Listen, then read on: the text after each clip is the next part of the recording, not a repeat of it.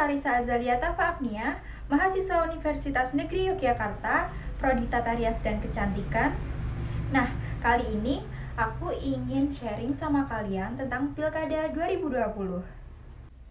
Nah, sebelum masuk ke pembahasannya, mari kita ulik apa sih Pilkada itu?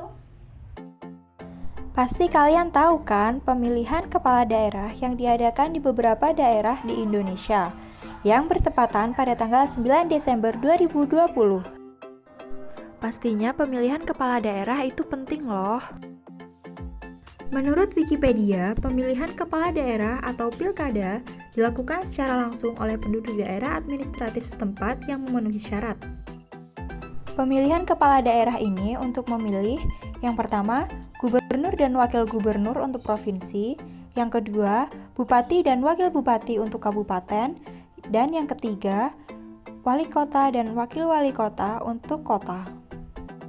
Pemilihan seseorang untuk dijadikan seorang pemimpin di suatu daerah atau wilayah adalah sebuah tradisi atau budaya politik yang dilakukan di berbagai negara dan termasuk di Indonesia. Nah, bagaimana tentang penjelasan dari pengertian pilkada tadi? Kebetulan tahun 2020 ini diadakan pilkada serentak di berbagai wilayah dan daerah. Kalian pasti bingung, kan sekarang lagi pandemi COVID-19. Namun, mengapa pilkada tetap dilaksanakan serentak tahun 2020 ini? Kalau menurut aku pribadi sih, itu tidak masalah. Yang penting kita tetap mematuhi protokol kesehatan. Nah, aku punya cuplikan tentang tata cara menghadiri TPS dan ikut dalam penyoblosan tahun 2020 sesuai protokol kesehatan yang dikeluarkan oleh Kominfo. Yuk kita simak. Pemilihan serentak 9 Desember dengan protokol kesehatan yang ketat.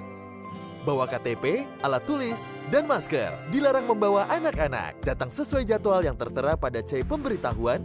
Cuci tangan 20 detik. Cek suhu tubuh, isi formulir kehadiran, dan gunakan sarung tangan. Tunggu giliran untuk mendapatkan surat suara. Setelah selesai menggunakan hak suara, buang sarung tangan. Kemudian petugas meneteskan tinta ke jari tangan. Terakhir, cuci tangan lagi sebelum pulang ke rumah. Suara kita menentukan masa depan bangsa.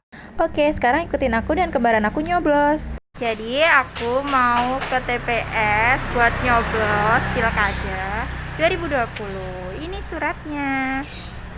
Jangan lupa tetap patuhi protokol kesehatan dengan menggunakan masker. Dah. Karena tempat coblosannya tuh deket, kita jalan kaki aja. Gimana? Jalan kaki.